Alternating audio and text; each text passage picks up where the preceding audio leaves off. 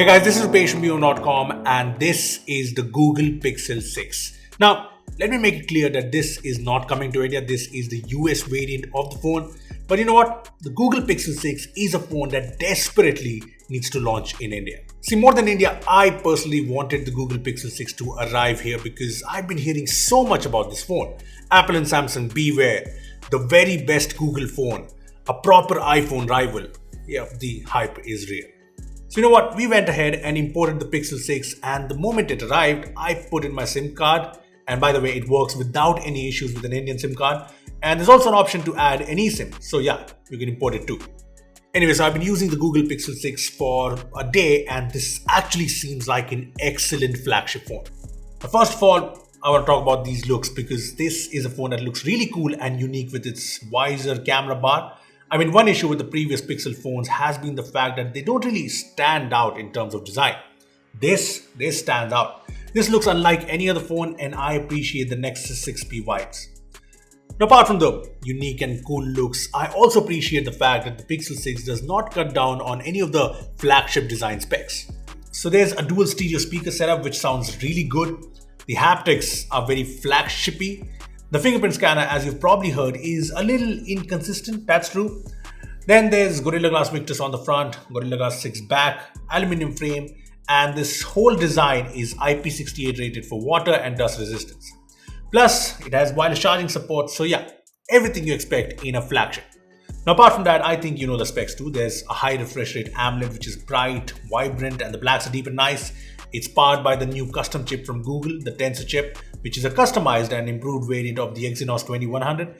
And that means it is flagship grade, but it also has a few Exynos issues like getting randomly hot in some apps.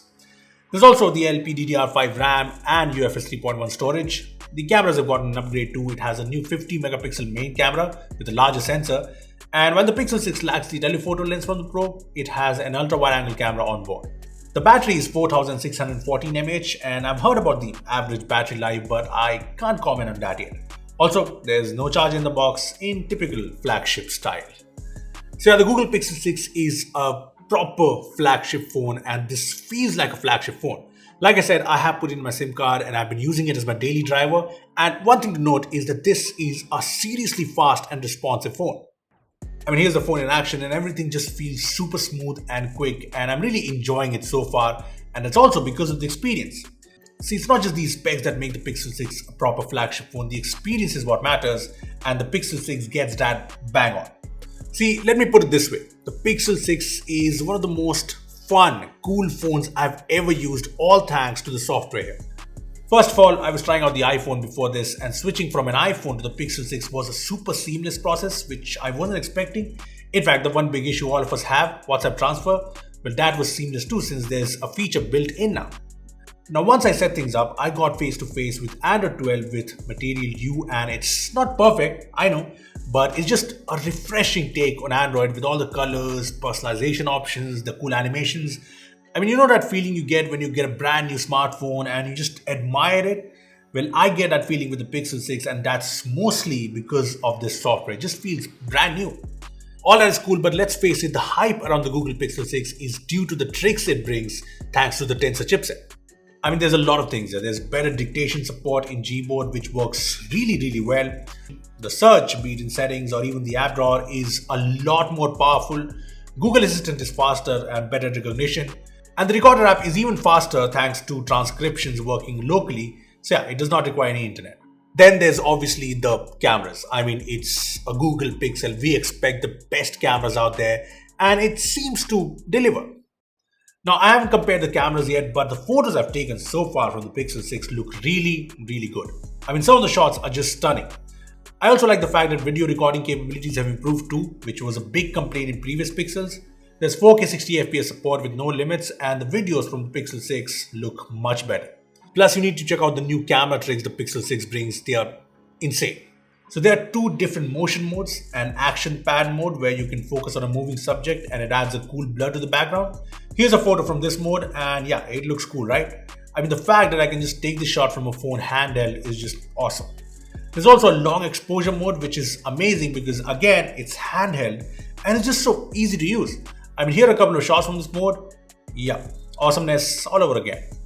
Then there's the much talked about Magic Eraser tool, which lets you remove people or objects in a photo easily.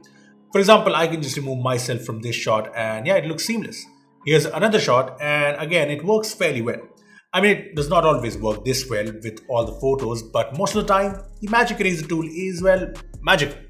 Look, I've only had the Pixel 6 for a day and so far this looks like an excellent flagship phone unlike the previous gen Pixels.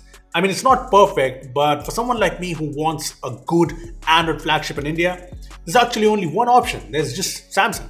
I mean, there was OnePlus, but as you guys know, OnePlus has been changing, so I'm not considering that. And that's where the new Pixel 6 flagships come into play. I mean, the Pixel 6 is priced at $599 in the US. And if we go by iPhone's US and India pricing, this would launch in India at $59,999, 60K. And at that price, this makes sense, especially for people like me who want to try out the Pixel phones, use the Pixel software experience.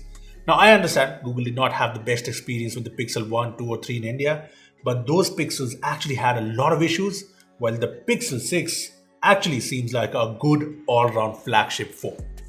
So Google, if you're listening, if you're watching, I know a lot of tech enthusiasts in India who want to buy the Pixel 6 or the Pixel 6 Pro. So it'll be great if you could come up with an option for us Indians to, buy the new Pixel 6 flagships. Think about it. Anyway, what do you guys think of the brand new Pixel 6 and the Pixel 6 Pro? Do you think Google should have launched these phones in India? Comment down below. Also give this video a like, make sure to share it and subscribe to our channel for more amazing tech videos. Well, that's me signing off. Thanks for watching and I will see you in the next one.